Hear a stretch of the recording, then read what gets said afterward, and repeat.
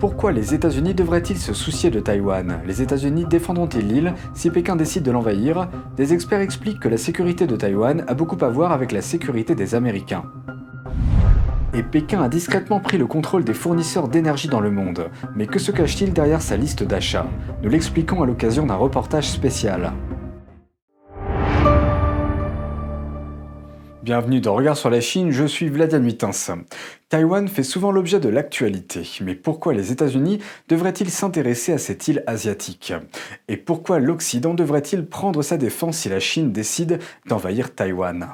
Le régime chinois semble présenter une éventuelle invasion de Taïwan comme un scénario de plus en plus réaliste. Taiwan must be unified with the mainland. It will happen. This is the historical trend. It won't change and will not be changed. Pékin a envoyé plus tôt ce mois-ci un nombre record de bombardiers et de chasseurs dans la zone de défense aérienne de Taïwan. Un expert militaire chinois a récemment déclaré que Pékin avait déjà un calendrier. Selon eux, l'invasion de la Chine aura lieu entre guillemets demain au plus tôt et pas plus tard qu'en 2050. Les États-Unis n'ont pas annoncé s'ils allaient envoyer leurs militaires pour défendre Taïwan si l'invasion a lieu. Pour les États-Unis, défendre Taïwan ne consiste pas seulement à soutenir une démocratie libre et un allié de longue date. Selon les experts, la sécurité de Taïwan a beaucoup à voir avec la sécurité des Américains. Une prise de contrôle de Taïwan par la Chine signifierait qu'en temps de guerre, la marine du régime chinois pourrait diriger ses sous-marins dans les profondeurs de l'océan Pacifique occidental sans être détectée par la marine américaine. Pékin pourrait alors lancer des missiles balistiques à partir de ses sous-marins, les armes étant à portée d'une éventuelle frappe sur n'importe quelle région des États-Unis. Now, if they were able to get outside of the South China Sea and into the Pacific, say between the first and second island chains, which would give them essentially the ability to strike all of the United States. Tout cela est dû à la position clé de Taïwan. Elle fait partie de ce qu'on appelle la première chaîne d'îles. La Chine considère cette chaîne comme une série de points d'étranglement qui empêchent sa marine de s'étendre vers l'est et de menacer véritablement les États-Unis. La clé est la profondeur de l'océan à l'intérieur et à l'extérieur de la chaîne. Within the first island chain, the ocean is quite shallow, only 3,000 or 4,000 feet. But in the Pacific Ocean outside of the first island chain, depth immediately increases to over 10,000 feet. Les États-Unis peuvent facilement détecter les sous-marins de Pékin lorsqu'ils opèrent dans la zone peu profonde. De là, si les sous-marins font quelque chose qui indique une menace pour les États-Unis, la marine américaine peut rapidement les suivre et prendre des mesures. Mais si ces sous-marins passent directement des ports militaires de Taïwan à l'océan profond, les États-Unis ne seront pas en mesure de les détecter. À ce moment-là, non seulement les États-Unis tout entiers seraient à portée des missiles balistiques chinois, The Chinese Communist Party's submarines could potentially travel all the way to America's west coast. The threat to U.S. national security is obvious. mais s'emparer de Taïwan rapprocherait également Pékin du contrôle de l'ensemble de la mer de Chine méridionale. The South China Sea is a golden waterway. Many of the world's important strategic supplies, including oil from the Middle East, are transported through it. Once the Chinese regime controls this waterway, it will have seized the ocean trade lifeline of many countries, including the US, Australia, Japan, and many other US allies in the region. It will have a huge impact on the national security of these countries. It's almost economic hostage-taking to the rest of the world. Le Parti communiste chinois semble épris d'un désir intense de contrôler les réseaux électriques étrangers. Au cours des 2 dernières décennies, le régime a investi des centaines de milliards de dollars dans des entreprises cruciales du monde entier. Les mêmes entreprises qui contrôlent les réseaux électriques des autres nations. Un réseau énergétique sous l'influence de Pékin est en train de prendre forme. Mais la controverse grandit quant aux risques liés au lien avec l'argent chinois. La frénésie d'achat de Pékin a commencé au début des années 2000. C'est à cette époque que le régime a commencé à prendre des participations dans de grandes entreprises énergétiques du monde entier. Au début, les achats sont restés modestes, mais ils ont ensuite pris de l'ampleur, étendant le contrôle chinois sur les entreprises. En plus de cela, Pékin est connu pour accorder des prêts aux pays en développement. Après s'être associé à une autre nation, la Chine envoie souvent ses propres entreprises à l'étranger pour y construire des projets.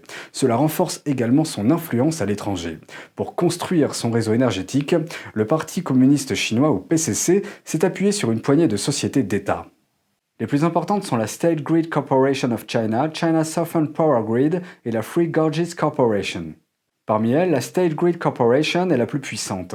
C'est l'une des plus grandes compagnies d'électricité du monde. Cette entreprise colossale entretient des liens étroits avec les agences de défense et de renseignement chinoises. Sa direction est également composée de membres du Parti communiste chinois. Pour comprendre la stratégie du PCC, nous devons d'abord comprendre comment nous obtenons de l'électricité.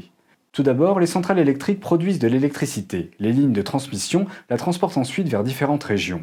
De là, les distributeurs l'acheminent vers nos foyers et nos entreprises. Le PCC semble s'être concentré sur des aspects précis de ce processus. Les entreprises qui transmettent et distribuent l'électricité dans différents pays.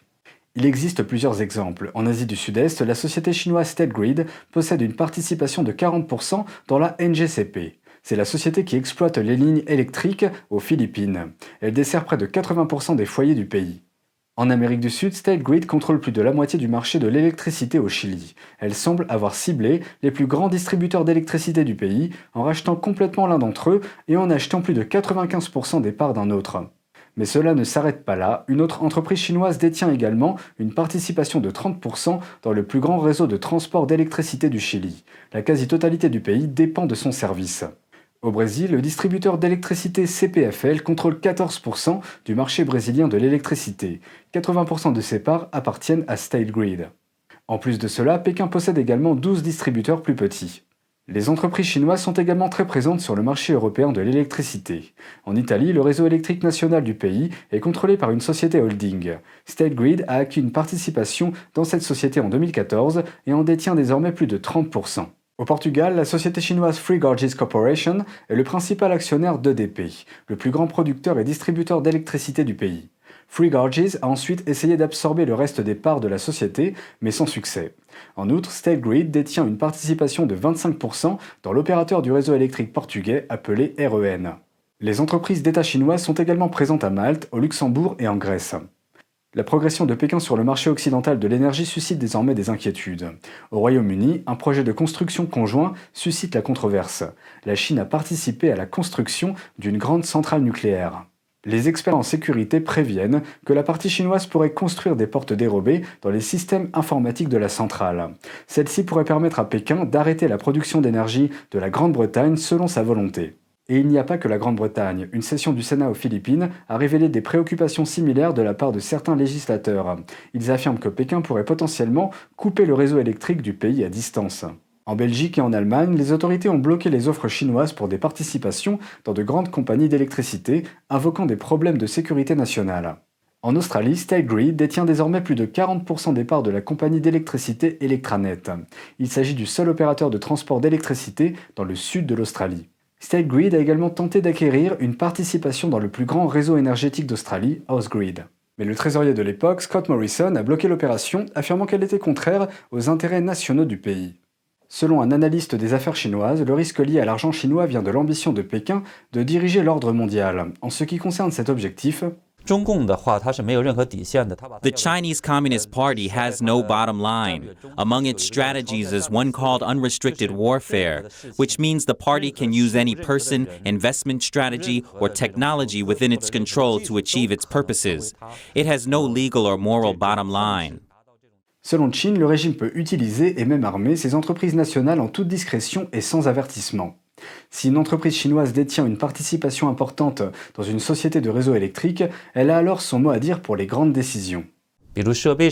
For example, whether the company should use Chinese equipment or technology.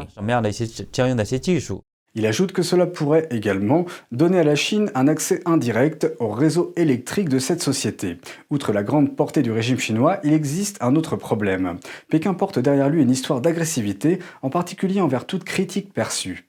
Les relations entre l'Australie et la Chine en sont l'un des exemples les plus récents. Pékin a récemment imposé un certain nombre de droits de douane sur les produits australiens. Ces mesures ont été largement considérées comme des représailles après que les responsables australiens ont demandé une enquête indépendante sur les origines de la pandémie. En dehors de l'Occident, l'influence de Pékin s'étend également à un certain nombre de pays en développement. Il s'agit notamment de l'Éthiopie, de l'Égypte, du Brésil, du Pakistan, du Laos et de la Birmanie, également appelée Myanmar. Dans tous ces pays, la Chine construit ou a construit des projets de construction liés au réseau électrique, comme des lignes de transmission ou des sous-stations. En fin de compte, ces accords font tous partie de l'énorme projet d'infrastructure de la Chine, l'initiative Ceinture et Route. Outre les contrats relatifs au réseau électrique, le régime finance et construit des infrastructures cruciales dans le monde entier, comme des ports, des autoroutes et des chemins de fer.